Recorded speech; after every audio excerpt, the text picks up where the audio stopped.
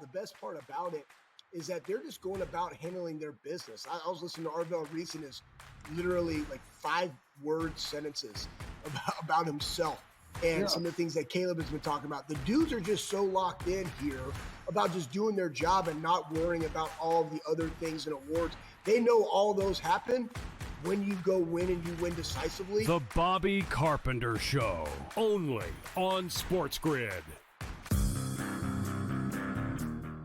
Baker Mayfield is the most important player on the Tampa Bay Buccaneers, and they are in first place right now, looking dead in the eye of home field advantage throughout the playoffs. They played a bad division. They're going to win a lot of games, and they're the best fourth quarter team, or at least the 2-minute warning team in all football. So, don't sleep on that. The Craig Carton Show, only on SportsGrid. Awesome and monumentous win against Oregon. Texas has saved their season. Texas has given themselves life to potentially crash the college football playoff party. For OU, a loss to Texas shouldn't be the end of your season. And yet with that remaining schedule, it feels like it could be. Books certainly pricing it that way. A lot of movement off of the Red River rivalry. Game time decisions, only on SportsGrid. Paige or Caitlin? Who do you take and why? I think for the WNBA, in a sense where they're moving toward more guards when it's been very post and big heavy in the past. But there's a reason why Caitlin Clark set all those records at college and then went into the WNBA and set all those records immediately. I really do think she's just a different level talent. Betting above the rim, only on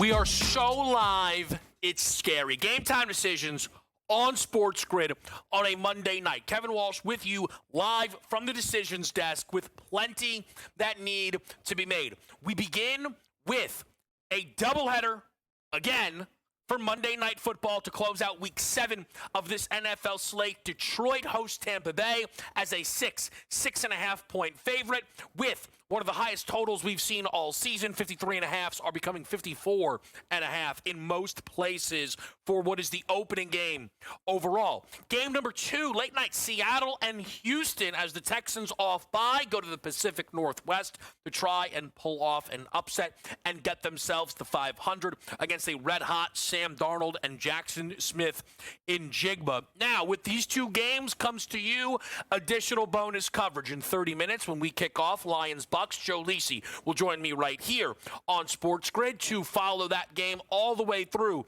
the opening half. We will then pass things over to Scott Wetzel and Gabriel Morency, who will pick it up there and continue to cover Monday Night Football here on SportsGrid. But they will not just be covering Monday Night Football. They will also have you keyed in following all of the action of game number 7 in the ALCS. The Toronto Blue Jays protect home field, force a Game 7.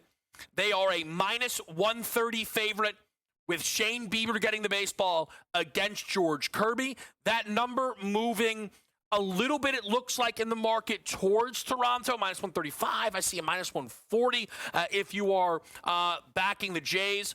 As far as the total goes, 7.5 everywhere that we are up and available. I do think secretly one of the headlines of tonight's betting slate is the not working betting sites.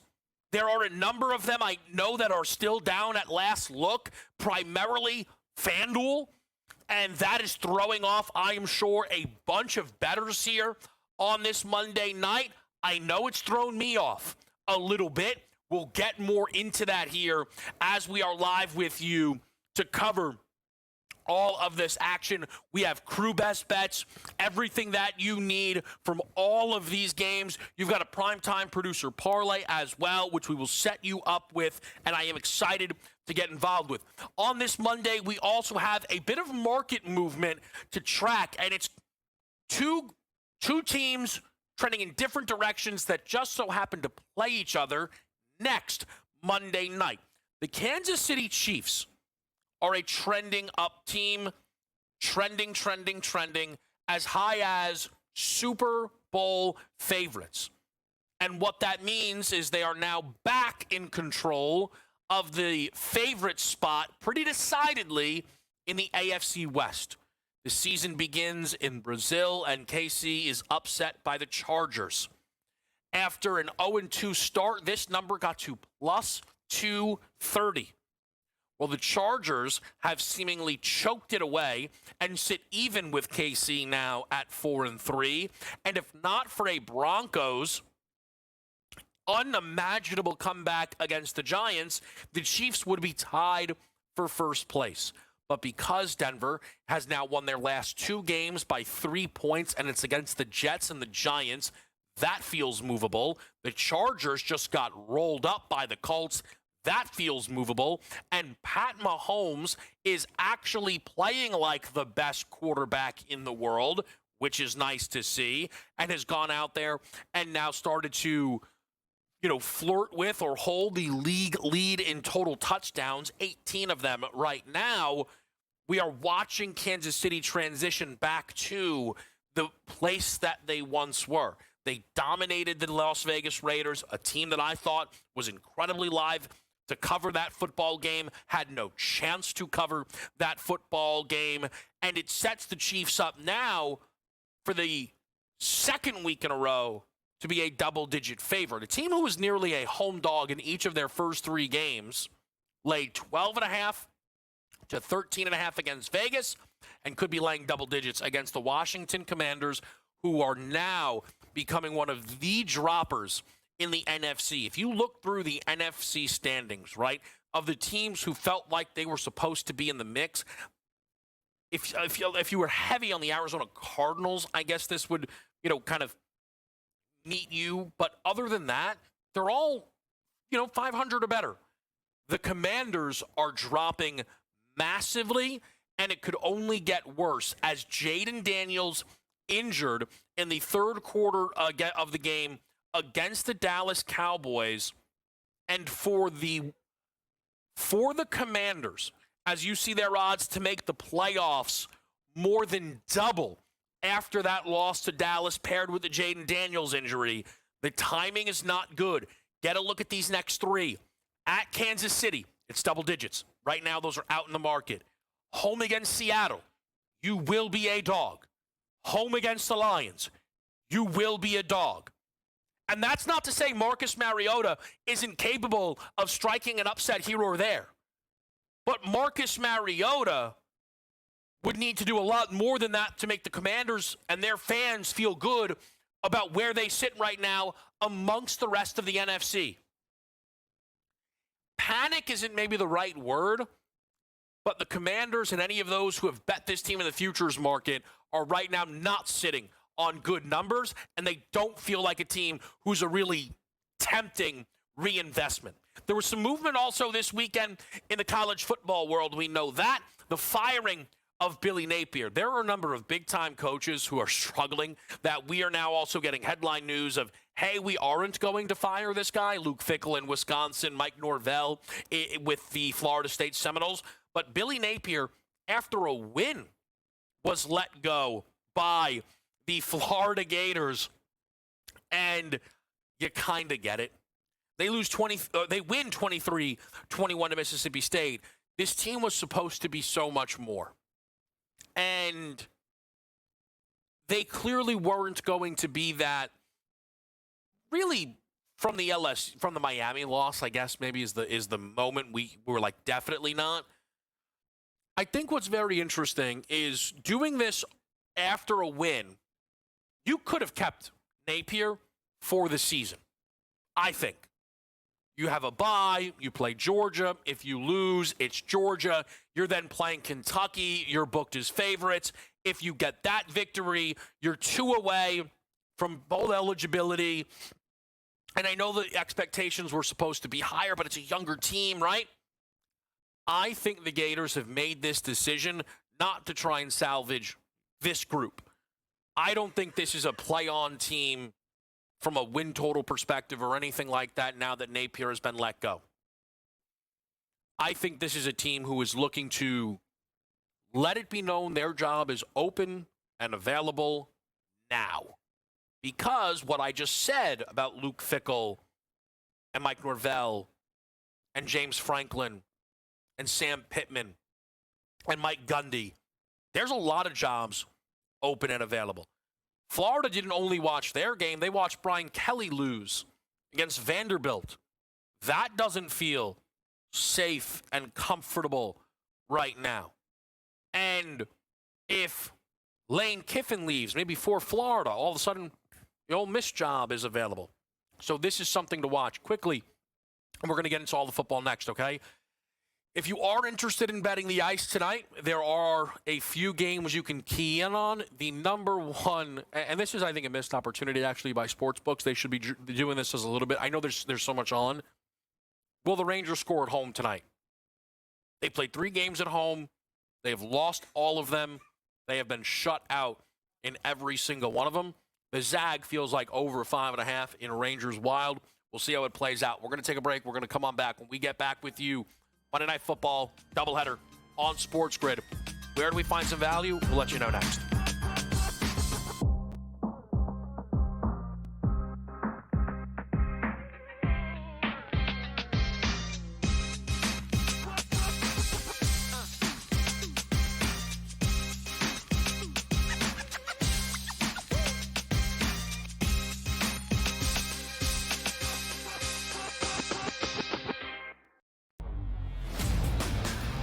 $20 million too much as far as I'm concerned, but it's not like you're indebted to him or you have to follow through with him. Like, what are we doing? Try to win the damn game by bringing in a quarterback that can actually throw the ball.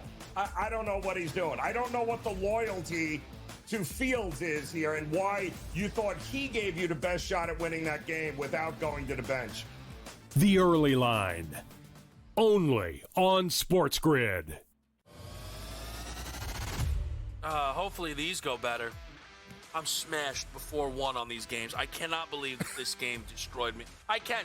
Why did I get involved live? That's on me. Not That is on you. all right. That's on you. You didn't have to run up the score. I said it was on me. It was on you. All right. You just didn't see the writing on the wall. Knee it! Let's get out of Dodge! Pro Football Today, only on SportsGrid.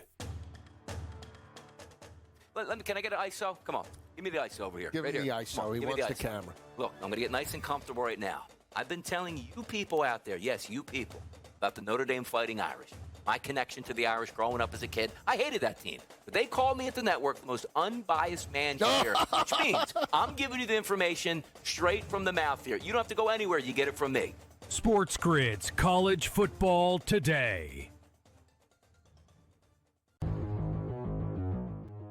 I think Kendre Miller's role continues to grow in this offense. So I think as you're looking at bye weeks continuing on and looking for running back depth, as always, we all know the dynamic can change in a minute, right? We've done this so many times in the last couple of weeks. We were adding Woody Marks before his game. We were adding Brashard Smith last week. I still want to add Brashard Smith this week. I want to add the guys that I think have upside for the second half, and Kendre Miller is definitely one of those backs. Fantasy Sports Today, only on SportsGrid.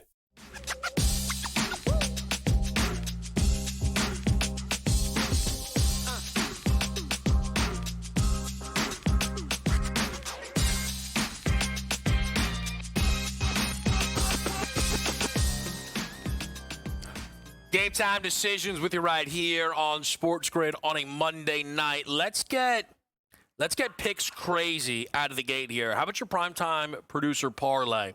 All right, they are loaded up. Jahmyr Gibbs 50+ on the ground. Cade Otton 3 grabs. Don't mind that. Rashad White 20 receiving yards. That's a plus 336 special for the fellas. Let's keep it there. We'll get to best bets in just a little bit. Not every best bet is going to come to you from the football, some of the baseball, so we're going to get you the best bets in 10 minutes' time. Don't worry about that. Now, what I think stands out for that primetime producer parlay is a willingness to get involved with the Bucs' aerial attack, but not on Mike Evans or Emeka Egbuka. That is what is so fascinating about this game tonight. The Lions once again entered with a bruised and battered secondary. No Terrion Arnold, no Kirby Joseph, Brian Branch suspended, and a number of guys behind them out. The Bucs enter with what looks like this healthy wide receiver room. Mike Evans back in, Emeka Egbuka back in.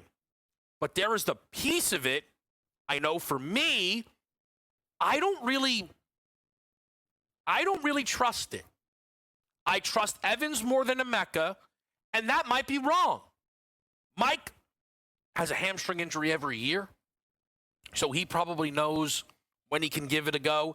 He might be back a touch early relative to when he should be. I don't entirely understand how Emeka's good to go. Maybe they're both going to be fine and light it up. It'll probably lead people to bet on some Baker Mayfield numbers. I think there is rightfully, though, some temptation again from the guys to take chances on Rachaad White and Cade Otton. I'm interested in Tez Johnson. The rookie out of Oregon had a big moment last week with a 45-yard touchdown. We've seen Tez Johnson's snap count continue to rise, and I think that's the key thing. Emeka and Evans are going to play. Neither guy is going to log a 100% snap count.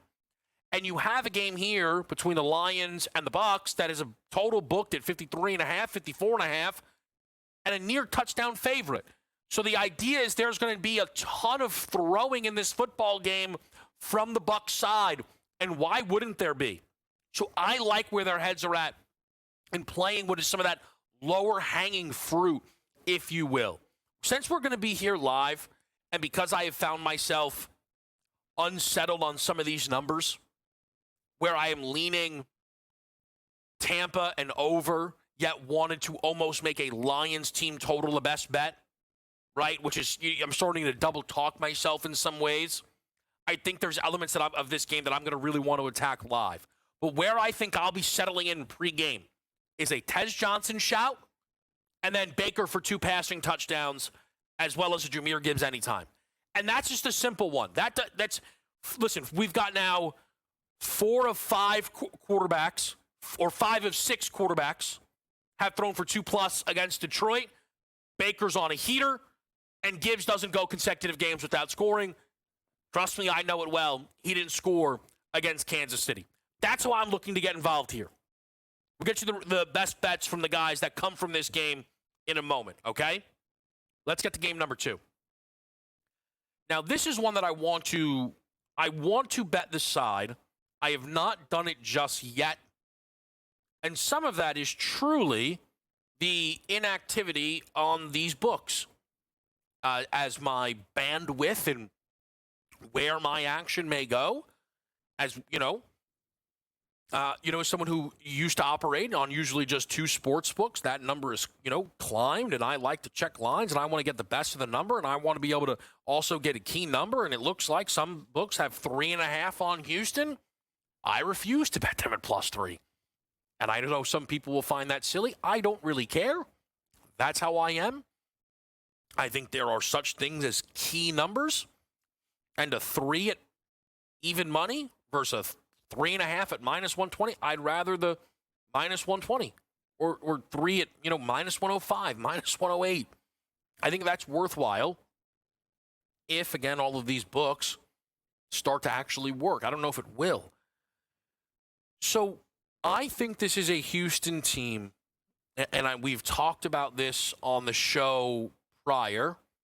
That Green Goblin mask tier, if you remember from Kevin 7 a week ago, who are tempting in the futures market, the Ravens, but that's really for everyone, the Cincinnati Bengals, and that's really for me. And then the Texans, which is like almost I'm trying to sell myself and people on simultaneously, of that defense being so good and Stroud still being talented enough that there's upside there. And I am very tempted.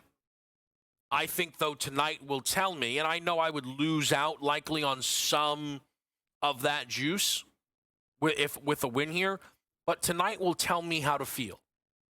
Because one thing that holds me back on playing some of those Houston numbers is not just, oh, am I sure that they're better than their record? I'm sure they're better than their record. I'm sure about that.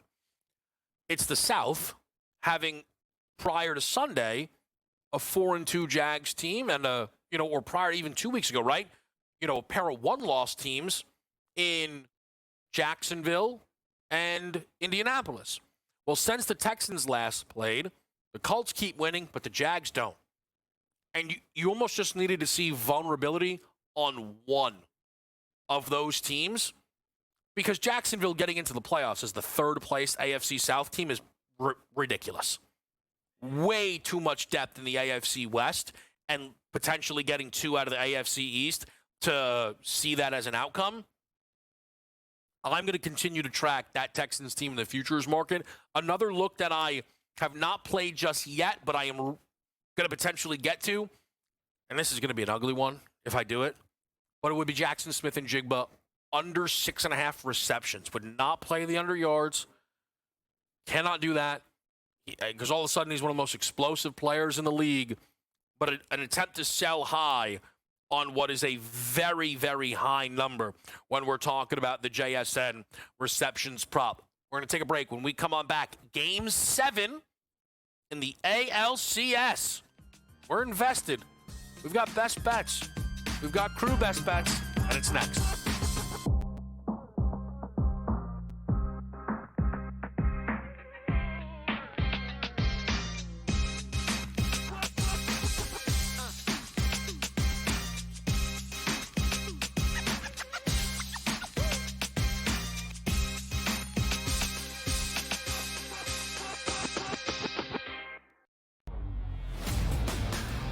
$20 million too much as far as I'm concerned, but it's not like you're indebted to him or you have to follow through with him. Like, what are we doing? Try to win the damn game by bringing in a quarterback that can actually throw the ball.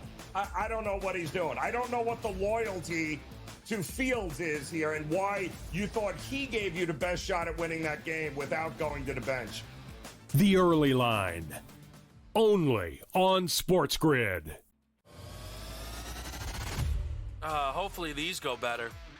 I'm smashed before 1 on these games. I cannot believe that this game destroyed me. I can. Why did I get involved live? That's on me. Not that you. is on you. All right. That's on you. You didn't have to run up the score. I said it was on me. It was on you. Right. You just didn't see the writing on the wall. Knee it! Let's get out of Dodge! Pro Football Today, only on SportsGrid. Can I get an ISO? Come on. Give me the ISO over here. Give right me the here. ISO. He wants the camera. Look, I'm going to get nice and comfortable right now. I've been telling you people out there, yes, you people, about the Notre Dame Fighting Irish. My connection to the Irish growing up as a kid. I hated that team. But they called me at the network the most unbiased man here, which means I'm giving you the information straight from the mouth here. You don't have to go anywhere. You get it from me. SportsGrid's College Football Today. I think Kendra Miller's role continues to grow in this offense. So I think as you're looking at bye weeks continuing on and looking for running back depth, as always, we all know the dynamic can change in a minute, right? We've done this so many times in the last couple of weeks. We were adding Woody Marks before his game. We were adding Brashard Smith last week. I still want to add Brashard Smith this week. I want to add the guys that I think have upside for the second half, and Kendra Miller is definitely one of those backs. Fantasy Sports Today, only on SportsGrid.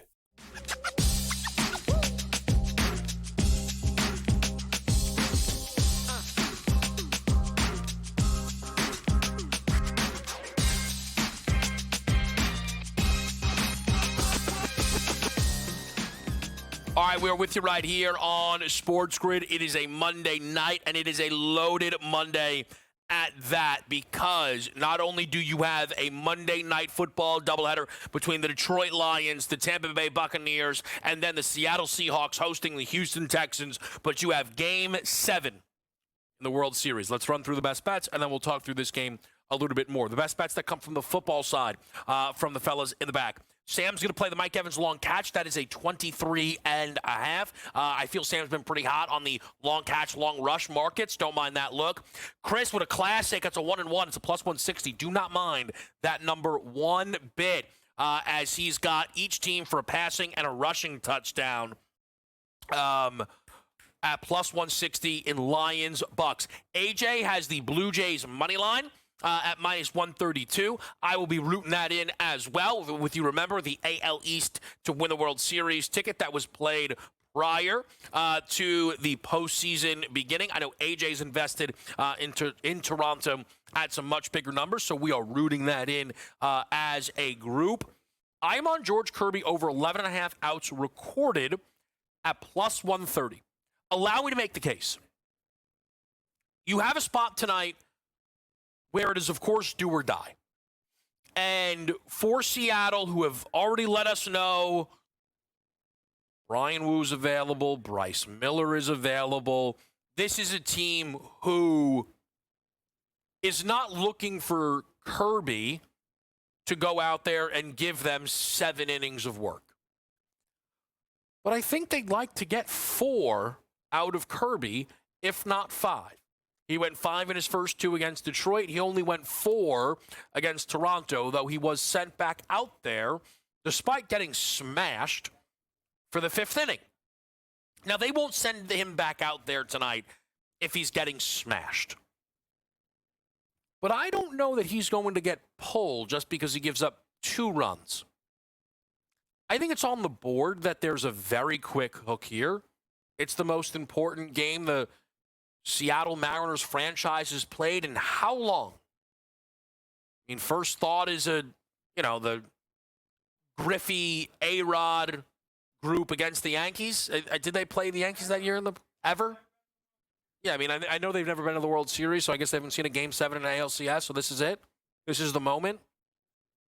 But here is where I think I make at plus 130, right? Here is what's the pathway to getting to this bet is George Kirby supposed to be good. I know he was lit up against the Blue Jays in his most recent outing. Prior to that, in this playoffs, he had 10 innings pitched with 3 earned runs. If you go to the regular season, I know the numbers don't hold up in the way a traditional ace would, and I know Kirby isn't the ace of this team, but it's a guy they believe in who got off to a slow start due to injury. But the only time where he had 2 times where he was shelled, as he was against Toronto in the regular season. Home against the Mets, 12 hits, 7 earned, 6 strong, 1-run baseball in his next outing. 2 innings, 10 hits, 7 earned against the Rays. Only 4, 3 earned against St. Louis. There's some bounce back there.